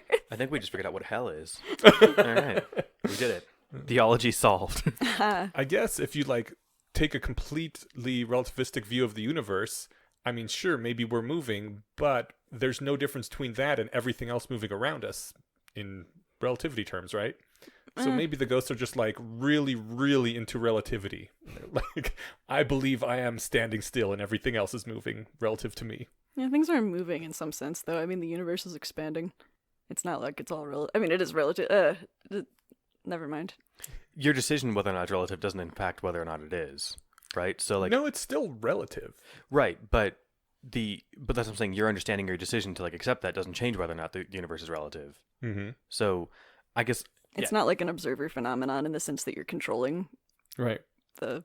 Like, we're moving relative to the sun, and the sun is moving relative to us, and how we choose to think about it is just how we choose to think about it, right? right, but not what we choose. Like not our There ability is to no- interact with it isn't determined by our understanding of that, right? Yeah, but there's no universal 000 coordinate. But I'm saying that if you're a ghost, They shouldn't be able to choose that either? You shouldn't be able to choose that either. Yeah, well, yeah, maybe that's the one magic power as a ghost. that's fair. All right, universal law. Someone else do this one. I got it. Cool. It was one of the most startling unifications in the history of science, for it brought together the mundane realm of matter and the sacred realm of life, which humans had divided into separate magisteria. So this is referencing The prior post. the fire. The first great simplification was that of Isaac Newton, who unified the course of the planets with the trajectory of a falling apple. Which, by the way, I didn't realize was as big a deal as it was, but apparently people had a really big thing between the world of the mundane down here and the world of the heavens above, which was like God's domain. It was like supposed to be a completely separate thing. Yeah, I mean, like, they actually literally thought heaven was above the clouds in the sky somewhere. Right. In that like the stars were implanted on a dome around us, right? And like things are like or separate domes that you could like they're rotating in weird ways. Well, depends on how far back you go. At one point, yes. I'm not sure what they were thinking in Isaac Newton's time at that point. They may have still be doing the dome thing. Depends who you mean by they. Right. There's a lot of people alive in Newton's time. Yes. But the most important thing is that like they're literally two different planes of existence, right? It would be, I don't know, like the spiritual world and the real world. Like this is the real world. It's like the Matrix, right? As opposed to the world outside the Matrix. They're completely divorced, and trying to prove that the two were the same thing was just crazy. Mm-hmm. Newton's discovery gave rise to the notion of universal law, one that's the same everywhere and every when, with literally zero exceptions. Human beings live in a world of surface phenomena, and surface phenomena are divided into these leaky categories with plenty of exceptions. The only time when it seems like we would want a law to hold everywhere is when we're talking about moral laws, but even here there's exceptions. The idea of a rule with literally no exceptions seems insanely rigid, the product of closed-minded thinking by fanatics, so in the grip of their one big idea that they can't see the richness and complexity of the real universe. Which, did you guys get that a lot in high school too, with people? A lot. Yes. You still see it now with, the White House saying that, the established scientific criterion or scientific consensus on climate change has nothing to do with the truth. Yeah. So, But I meant not just in terms of science, but in terms of like, well, you're just such a rigid nerd, you can't even understand that other people could be different. I've got that a lot with people talking about like spiritual phenomena or like astrology or whatever. It's like, well, we can't know everything. Yeah. Science, like that, people, scientists think they know everything. They're just so closed-minded. Yeah. How can we ever really know what's true? and yet you're going to sell me a book that tells me exactly where outside the box is. Great, thanks. Yeah, Right. but this is your chakra positions. These are the correct ones here. Yes. So, this is the customary accusation made against scientists, the professional students of the richness and complexity of the real universe. Because when you actually look at the universe, it turns out to be, by human standards, insanely rigid in applying its rules. As far as we know, there's been not one single violation of conservation of momentum from the uttermost dawn of time up till now. I think this is brought up in the post too, and I didn't copy it, but sometimes when I get into arguments with religious people about what God actually cares about, and people say like God wants us to be happy, God doesn't want us to be suffering or dying, or Have they seen God- the world? right, yeah, God dislikes gay people. I'm like, look, God made suffering. God made gay people exist. You know what God really fucking cares about? Beatles. No, well, I mean, crazy. What God really cares about is that no one be able to move faster than the speed of light. Because you can't. If God was all powerful and really cared about something, you just couldn't do it. Much like the speed of light. I like that. And the Beatles joke is because there's, 140,000 different species of beetles? I think like 70% of all biomass is beetles or something like that. I'm not sure if that's the exact number, but like It's stupid. there's a lot of beetles. Hundreds of thousands of species. Yeah, I think it's more than 140,000. I don't think we're the chosen species. God's a beetle. The Ooh. Egyptians were right. Did Wait, well, I'm thinking about the beetle rolling the sun across the sky. They had Oh. multiple gods, though. Yeah. Anyway, sometimes, very rarely, we observe an apparent violation of our models of these fundamental laws. Which, yeah, my dad's like, scientists are wrong all the time. Mm. If you'd learned to think like reality, then here is the Tao. Since the beginning, not one unusual thing has ever happened. Yeah, fantastic. Yeah, I love it. And then rolling with the theme of thinking like reality. That's the name of the next post, Think Like Reality. Reality has been around since long before you showed up. Don't go calling it nasty names like bizarre or incredible. The universe was propagating complex amplitudes through configuration space for 10 billion years before life ever emerged on Earth. Quantum physics is not weird. You are weird. Human intuitions are produced by evolution, and evolution is a hack. When you go down the fundamental level, the level on which the laws are stable, global, and exception-free, there aren't any tigers. The fact that there aren't any persistent objects bouncing around in three-dimensional space. Deal with it. Probability theory tells us that surprise is the measure of a poor hypothesis. If a model is consistently stupid, consistently hits on events that assigns tiny probabilities, then it's time to discard that model. A good model makes reality look normal, not weird. A good model assigns high probability to that which actually is the case. You want to reshape your intuitions so that the universe looks normal. You want to think like reality. I still have trouble with that, but I do find I'm less surprised than I used to be since I've adopted this rationality thing. Can you give any examples? The example that most jumps to my mind is a time when I actually was very surprised, which was when Trump was elected. Like, I was shocked by that, which means that my model of American society was just way fucking off. Yeah, a lot of people said that in response to that. I mean, like people in, this community. Yeah. Well, it happened, so clearly, Clearly my model was wrong. yeah, all of our models were pretty wrong. So we have to update our models, yeah. Yeah. Like to say, I can't imagine what it'd be like to say, no, my model was right, the reality was wrong. That's not a very scientific or rationality-oriented way of thinking about things. It seems like, at least in regards to the politics thing, a lot of people are like, I think I was right all along. There was just this one special exception this one time, and like they come up with excuses. It's like, no, man, if you were that surprised by things, your model was off. You were failing to account for a significant thing that turned out to be rather important. I know one thing that Julia Galef either does or did was keep a surprise journal and just, That's a damn good idea. yeah, like even if it's little tiny things, like, oh, I didn't expect that to work, or That is a really good idea. yeah, I've been trying to do the calibration, assigning probabilities, like random kind of ass numbers to things, and then using that as my anchor to update on things when you're right or wrong. But like, it's often really hard to do that in real life because real life doesn't come with numbers. and like there's a lot of things happening that you wouldn't have like thought or like took the time to predict in advance. Mm-hmm. So one thing you can try and do is just train yourself to notice that feeling of surprise, Yeah. and then be like, oh, okay, what just happened? What made me feel that way?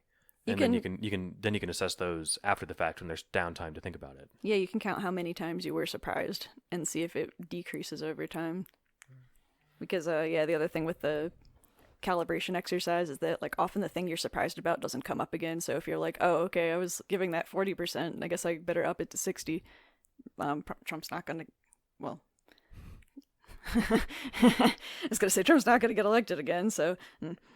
Do you actually think that he's not going to get elected again? Oh, I don't know. Oh, okay. I was trying to think of an example of like something that was really surprising that might not, that is very unlikely to come up again, but that was a bad example.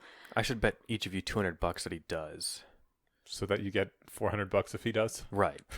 So that way... But then I'm screwed because he's president and I'm out $200. That's a win-win for you, Stephen. I see what you're doing. Right. So that was, I think, Stephen Hawking's thing. Like, he wanted to bet somebody that black holes weren't real. Oh, right. So at least in that way, he'd have won the bet if he was wrong. So this principle extends beyond physics. Have you ever caught yourself saying something like, I don't understand how a PhD physicist can believe in astrology? Well, if you literally don't understand, this indicates a problem with your model of human psychology. Perhaps you are indignant. You wish to express a strong moral disapproval. But if you literally don't understand, then your indignation is stopping you from coming to terms with the reality. It shouldn't be hard to imagine how a PhD physicist ends up believing in astrology. I actually just said I literally don't understand how people cannot accept the transporter argument. Yeah, and we need to update our like vocabulary in this community to be like, I strongly morally disapprove of the fact that people think that the transporter argument. No, I actually literally don't understand why people don't get the transporter argument, which means I have a serious hole in my models of other people's psychology. Right. It's not. Yeah. So that's Compartmentalization. But that's good to know, right? So now you can actually like, wait, this is actually like a problem with me not understanding them, not a problem with them for being inscrutable. Right. This sounds like something that you can figure out. I should hope so. Yeah. So I now try to avoid using the English idiom, I just don't understand how, to express indignation. If I genuinely don't understand how, then my model is being surprised by the facts, and I should discard it and find a better model. There are no surprising facts, only models that are surprised by the facts. Nice. Which is a nice way to frame things, right? So, yeah. Always working to get better models. Always working for our models to be a little bit less wrong. Totally. Wait a minute, that's the name of the show. Yeah, I don't know if it's like the number of times that I've read these particular ones or these are particularly good sequences, but I feel like there wasn't much to say about any of these three, like kind of just like a fist pump, like, yup. Mm-hmm. Yeah, these ones are poignant. I think that's probably why you selected them for episodes in the Methods of Rationality podcast, was because these ones don't require a lot of extra backlog or discussion or anything like that. Yeah. It's like, no, you read this and you basically get what it's saying. Yeah. Yeah. Also why I had 3 of them in this episode, because I knew we'd get through them pretty fast. And they're all coherent. Mm-hmm. So they all had one theme that they were hitting. Yeah. Exactly. For next time, we will be talking about the posts Beware the Unsurprised, The Third Alternative, and Third Alternatives for Afterlifeism. Dope. All right, shall we get to 1 or 2 listener feedbacks before we wrap it up? Sure. Alrighty. Mr. Oliva says on the subreddit, this is in regard to our last episode about the is-ought distinction. The is-ought distinction is not that statements including ought cannot solely follow from statements including is. It's that your moral result must be the product of one or more moral premises. Simply from describing the world, meaning cannot be derived without the arguer providing it. Death is bad is Eneasz's moral input to his argument. Badness is not a measurable quantity of the universe. So I understand what he's saying, and I agree that badness is not a measurable quantity of the universe. However, I disagree that you need moral inputs to make moral assertions. So in the example of death, in the simplest case, we already, at least I believe, we established, I at the very least said that there is no intrinsic value to anything in the universe. The only value that exists is what agents value, right? We give value to things? Yeah. Okay. I don't know if you said that last time or not, but yeah. I meant to say that, even if I didn't. So given that only agents can value things, what agents value is the thing that matters. And since the overwhelming majority of humans do value their lives a lot, they have a lot of reason to, first of all, pursue their own continued living, and to make it so that people who stop others from living are punished. And even better would be to make those people have an intrinsic aversion to taking others' lives. There's this is what badness basically boils down to, right? It's things that I will be punished for. It's things that I don't want to do because I have been inculcated by the rest of society that doing this will make me feel bad. It will make me be shunned. It will just, everything about that's what badness is. It's everyone coming together and saying, these are our preferences. Please do not harm them. And if you do, there will be consequences. Does that make sense at all? Yeah, I think this is the same intuition I was coming to when we were talking about the free will argument, where to the extent that we can say that something, I don't know, badness does have no meaning on the scale of the universe, but that's because, a rock is not sentient. We're humans, we're sentient. We're able to come up with concepts like bad and good because we have sentience to be able to think about it. And I think that you can actually, there is something measurable in the brain of all, the brain or the nervous system of all living organisms that, at the very core of every living sentient thing is that it wants to continue existing and being sentient. So maybe it's not a law of the universe the way gravity is, but it's a constant. Or at least we haven't discovered any exception to this, really. It's a more or less universal law of human psychology. And, I think, I get around a lot of the, philosophizing on, good and bad and whatever by just saying, make the world a better place. I know that, better than is doing the lifting, but people, I think, are less caught up in their intuitions about, trying to extrapolate what that means. All right, cool. You mean, less suffering and pain and, more happiness and flourishing, right? And it's yeah, exactly. Whereas if I just say it's bad, then well, what do you mean by bad? What if I thought it was good and you thought it was bad? Then aren't our opinions equal? And that, right. And so you can occasionally dodge that whole argument just by reframing the position that way, right? So if your thing was death leads to a worse world or something, maybe it would be a little that's not exactly the way to put it, but yeah, I think it's more because people want to keep producing this to is statements, and I think that people have a desire to live is an is statement. You can measure, if people have a desire to live or not, and to some respects, how strong it is. But me saying, I don't care about your desire to live, and I'm going to do whatever I want, you're saying I shouldn't do that is a not statement. Yes and no. I'm saying that everyone who has a desire to live has therefore strong reasons to prevent you from wanting to kill other people, both in terms of punishment and in terms of just creating in you a desire to not be a killer. Yeah, but in that circumstance, my desire to not be a killer being shaped by society isn't because I agree that death is bad. It's that I agree me being in prison is bad. Well, or just that you acknowledge the fact that society has successfully instilled these emotions in you that you would feel awful if you killed someone. Would you feel awful if you kill someone is a yes or no question. And has society instilled that emotion in you? is something that's probably measurable. I know there's a lot of societies that do not make a distinction about some people that you're allowed to kill. Yeah, but I think that those are societies where they dehumanize. Yes. You shouldn't kill people, and your enemy does not count as people. Yeah, but luckily Right. gay people aren't people, so we can throw them off of buildings or something, right? Exactly. Yeah. Yeah. So there's whether that emotion has been instilled in you or not is also a question.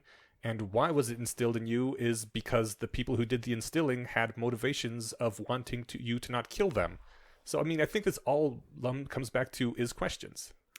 Yeah, I'm not sure if this is what Mr. Olival was getting at here, but I remember being very tired when we recorded that episode and kind of after the fact being like, it really would have behooved us to taboo a lot of words in that discussion, because this is like a lot of the question relies on there being a agreed upon meaning of words like good and bad. Mm-hmm.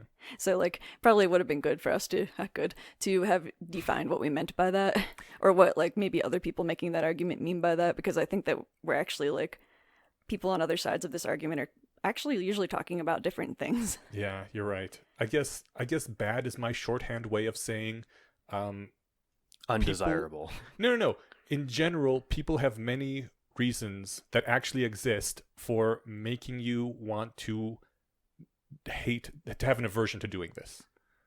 So, like, death is bad means that, in general, everyone around you has many true existing reasons to make you feel bad if you kill anyone, to make you have emotional pain when you kill people. So it's a perfectly normative claim rather than a moral claim. Yes. Okay, cool. Yeah. And those reasons are that they want to live. Yeah, the last paragraph of Mr. Olival's comment was, even if we stated it empirically as death makes people sad, and death causes people not to actualize their goals, you'd still need to provide the moral statement, people being sad and not actualizing their goals is bad, before you could derive the moralized conclusion, death is bad.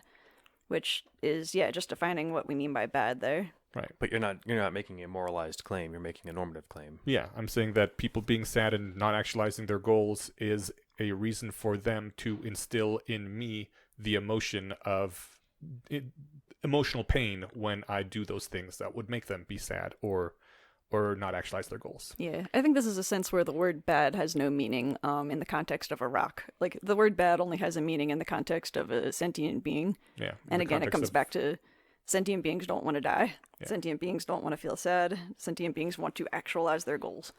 Did either of you read Sam Harris's book on the moral landscape? No, I didn't anyway. I don't think I have.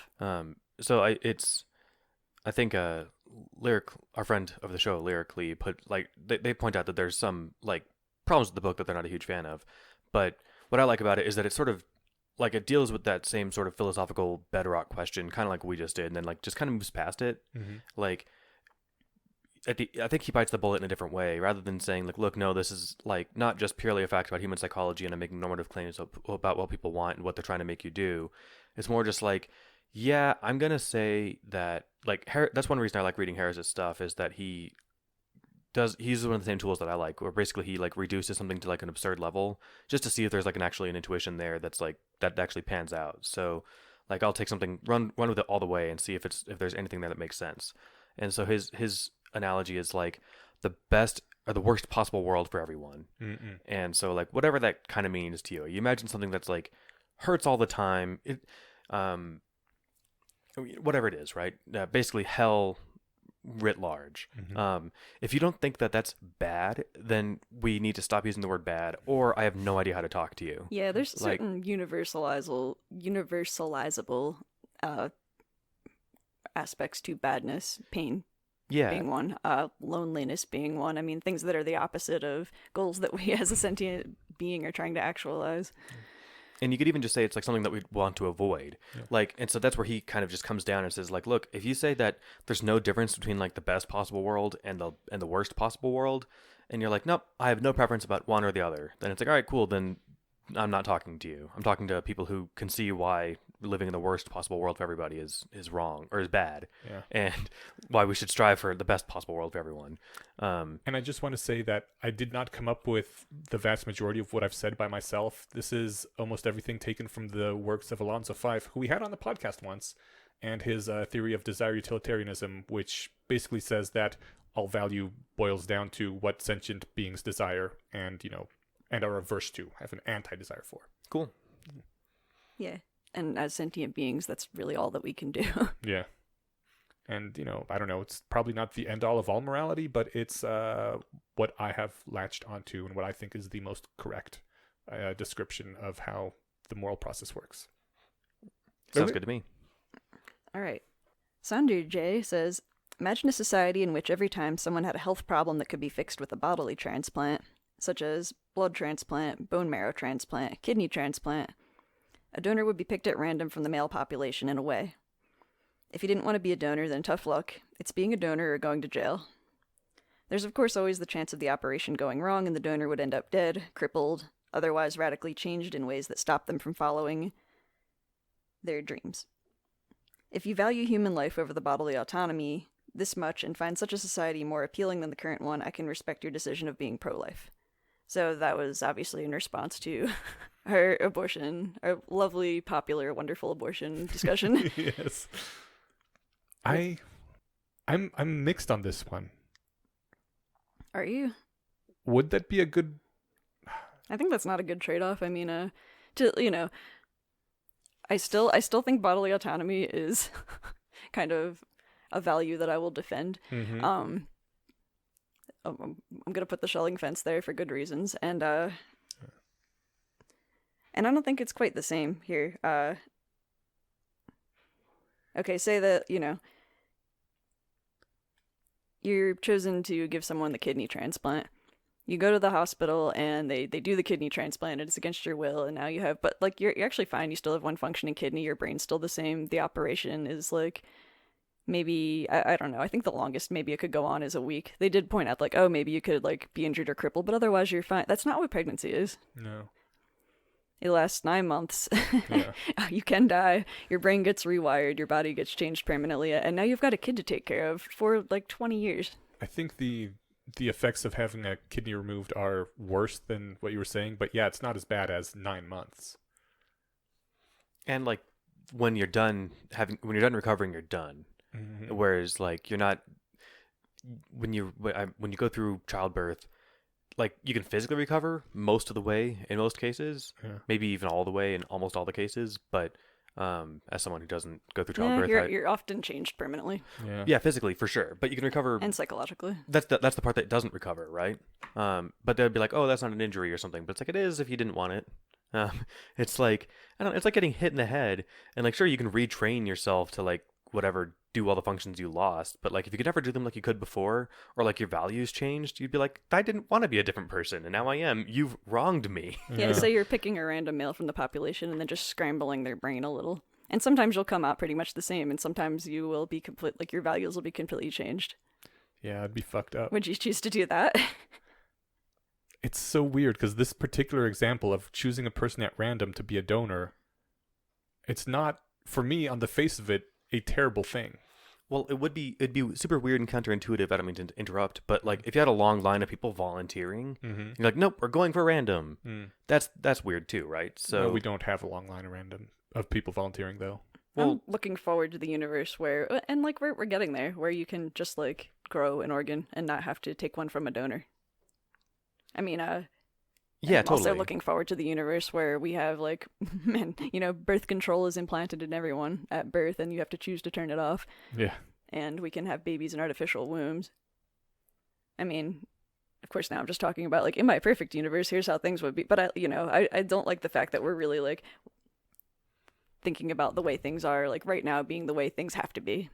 I would also find myself wanting for the state to be much more of a police state if this was the case, because like sure, I understand some people can't help it and they get bone cancer and they need a bone marrow transplant, but like if someone had an injury where they were playing football and they ruptured their spleen and now they need a spleen at random, I'd be like, hey, wait a minute, I don't play football, I never put my spleen at risk. Why do I got to give my spleen to this person who was, recklessly playing football with people? Especially if they're burning through 3 spleens a year because they realize that they're in no risk of losing it forever, right? Right. Or like maybe lung transplants for the same thing. It's Yeah, like, for oh, smokers. I can smoke like a chimney because there's all the lungs I need out there in society. Right. So now all of a sudden, I would want society to be much more policing of everybody's bodies, which probably not a good thing. Yeah, that's what I was thinking too. Like, you imagine that people getting picked at random are probably going to try to run or skirt around the system somehow. I mean, kind of the way that, wealthy people who live in... I got bone spurs. I can't give you my lung. Right. Yeah. No, there's, there's wealthy people who are very, very pro-life, and then, like, their kid gets pregnant, and then it's like, oh, but not us. Yeah. And they'll go secretly have an abortion. Like, there's going to be all kinds of negative externalities to this kind of world, the same way there are lots of negative externalities to a world where fetuses are considered people. The health analogy or the health example in that comment reminded me of another thing from Sam Harris's book, where like health is a vaguely defined word, like healthy. Like it's not clear exactly what that means. Like it's clear what it doesn't mean. And like, not always being in pain, not always vomiting. I just used the word always there, made me just think of something that was constantly vomiting. That was kind of funny. And like, even though it's transient, like, right now, if you can run a mile at 80, you're like amazingly healthy. But there could be a time where like, if you can't run a 5-minute mile at the age 200, you're like seriously unhealthy, right? But that doesn't mean that like healthy is completely void of all meaning, right? Even if the definition is transient over time. So, doesn't really tie into anything. It's just the mental model of always vomiting is sort of ever present in my head. Mostly just wanted to bring it up for that reason. Yeah. One more thing about this. Here's another thing I just thought of. So what if the person who's randomly chosen to be the donor doesn't, like, they have to pay for their own medical care forever? Yeah.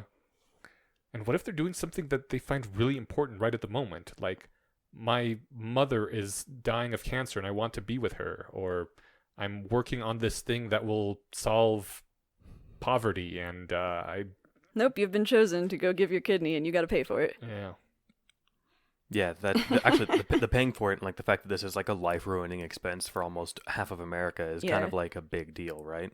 See, I almost feel like there would be certain changes we could make that would make a pro-life position more palatable to me. I still don't like it for the bodily autonomy reasons, but like, hey, what if like society compensated you for having a kid?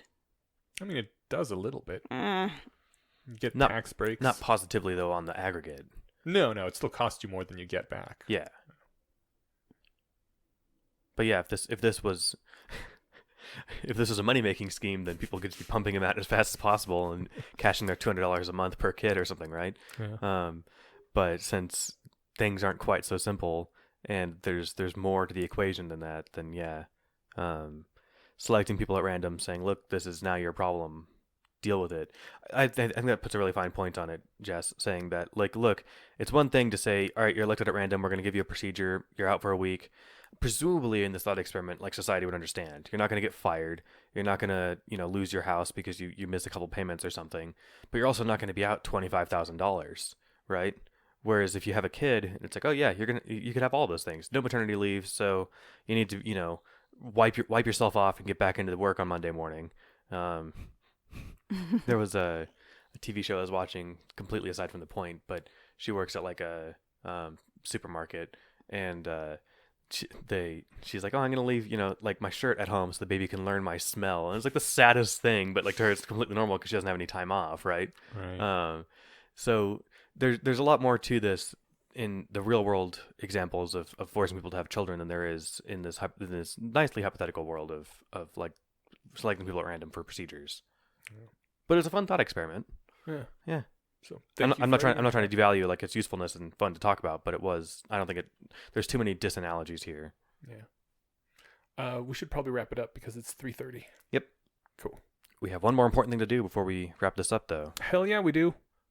I think it's been a while since you've thanked the patron, Inyash. Very well. I will do it then. Even though I wish I'd picked it because they've got the coolest first name ever. So. Oh, man, you got a good one. Do you guys want to take this? It's okay. I'll grab the next one. No, you can have it. So, Alistair Park, everyone loves your name. You are awesome, and you are extra awesome for helping us with this podcast. Everyone has great names, don't get me wrong, but Alistair has been one of my favorite names since like when I was like 14 and read The Goblet of Fire. That's Moody's first name. Right, yes, Yeah. okay. So, anyway, cool. Thanks, Alistair. That's awesome. Yeah, thank you. You have a cool name. Yes, thank you. It's almost as cool as Eniosh. No, it is a great name, and thank you so much for this. You helped keep this thing going, and you make all our days brighter. That's right. At least all our podcast recording days. Yes. And everyone else, too. Thanks for listening, and you know where to find us for email, subreddit, all that stuff. Yeah. Just search the Bayesian Conspiracy, Mm-hmm. and feel free to share this with a friend, iTunes, all that stuff. I'm really bad at that. We should just do a canned outro that we all read, but Leaving a rating on iTunes can also help. Yeah. That sort of thing. Yeah. all right, everybody, that's all we got for you this episode, I think. Yes, it is. Cool. So we'll see you all in 2 weeks. Great. All right, bye, Okay, everybody. bye-bye.